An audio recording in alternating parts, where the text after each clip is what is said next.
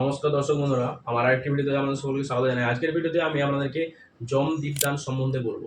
তো তার আগে এখন পর্যন্ত যারা আমার চ্যানেল নতুন, চ্যানেলটি অবশ্যই সাবস্ক্রাইব করবে এবং যদি ভিডিওটি ভালো লাগে অবশ্যই লাইক করবে। বন্ধুরা, আমরা শাস্ত্রে গেলে দেখতে পাবো যে কার্তিক মাসের কৃষ্ণপক্ষের ত্রয়োদশ তিথি অর্থাৎ ধনত্রয়োদশী বা যেদিন ধনতেরাস, সেদিনেই কিন্তু এই যম দীপদান করা হয়। যম দীপদান কীভাবে করবেন?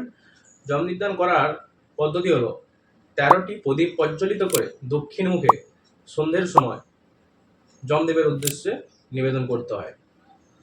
আপনাদের মনে প্রশ্ন থাকতে পারে যে এদিন কি ত্রয়োদশ তিথি বলে ১৩টি প্রদীপ প্রজ্বলিত করতে হয়?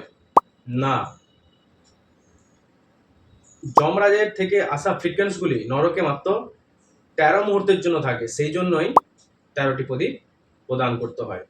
এই দিনে আপনারা যদি এই ১৩টি প্রদীপ যমরাজের উদ্দেশ্যে দান করেন তাহলে কিন্তু আপনাদের অকাল মৃত্যু বা বিভিন্ন ধরনের দুর্ঘটনা থেকে মুক্তি পাবে। বন্ধুরা, ভিডিওটি কেমন লাগলো তোমরা অবশ্যই কমেন্ট করে জানাবে। তোমার সাথে দেখা হবে আমার পরের ভিডিওতে। ততক্ষণ ভালো থেকো, সুস্থ থাকো।